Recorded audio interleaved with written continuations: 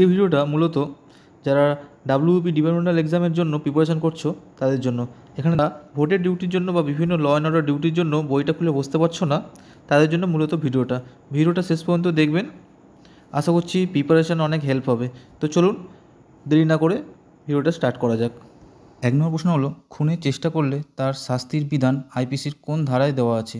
সঠিক উত্তরটি হবে সেকশন 307 আইপিসি, মানে সি। খুনের চেষ্টা করলে তার শাস্তি হয় 10 বছরের জেল প্লাস ফাইন। এছাড়াও খুনের চেষ্টা করার ফলে যদি কেউ আহত হয় তাহলে তার শাস্তি, কিংবা যাবজ্জীবন কারাদণ্ডপ্রাপ্ত কোনো ব্যক্তি যদি খুনের চেষ্টা করে তাহলে তার শাস্তি কী হবে এখানে দেওয়া আছে। তোমরা ভিডিওটা পজ করে এটা দেখে নিতে পারো। 2 নম্বর প্রশ্ন হলো, আইপিসির কোন ধারায় গুরুতর আঘাত সম্পর্কে বলা আছে? সঠিক উত্তরটি হবে সেকশন 320 আইপিসি, মানে বি। এখানে 8টা গুরুতর আঘাত সম্পর্কে বলা আছে। তোমরা ভিডিওটা পজ করে এই 8টা পয়েন্ট পড়ে নিতে পারো। এছাড়াও ইংলিশেও 8টা পয়েন্ট দেওয়া আছে, তোমরা দেখে নিতে পারো। 3 নম্বর প্রশ্ন হলো, আইপিসির কোন ধারায় স্বেচ্ছায় গুরুতর আঘাত সম্পর্কে বলা আছে? সঠিক উত্তরটি হবে সেকশন 322 আইপিসি, মানে ডি।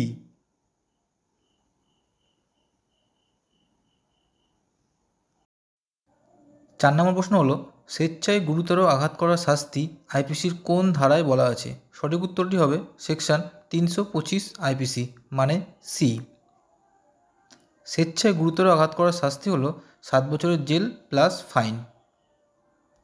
5 নম্বর প্রশ্ন হলো, আইপিসির কোন ধারায় স্বেচ্ছায় ভয়ঙ্কর অস্ত্র দিয়ে গুরুতর আঘাত করা সম্পর্কে বলা আছে? সঠিক উত্তরটি হবে সেকশন 326 আইপিসি, মানে সি।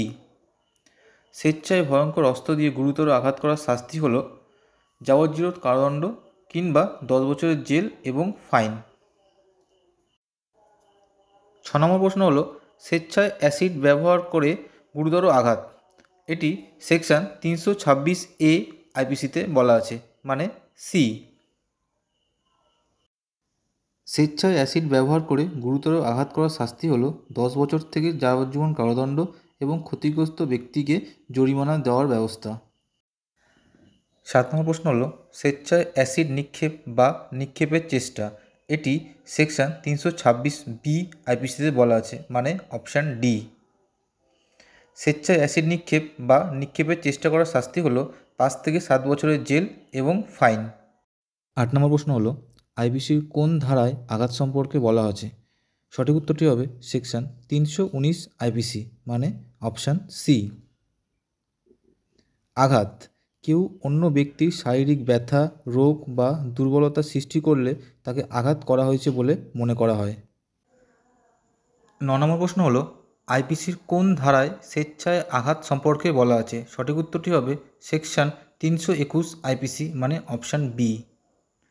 10 নম্বর প্রশ্ন হলো, স্বেচ্ছায় আঘাত করার শাস্তি আইপিসির কোন ধারায় বলা আছে? সঠিক উত্তরটি হবে সেকশন 323 আইপিসি, মানে অপশান ডি। স্বেচ্ছায় আঘাত করার শাস্তি হলো 1 বছরের জেল কিংবা ফাইন কিংবা দুটোই।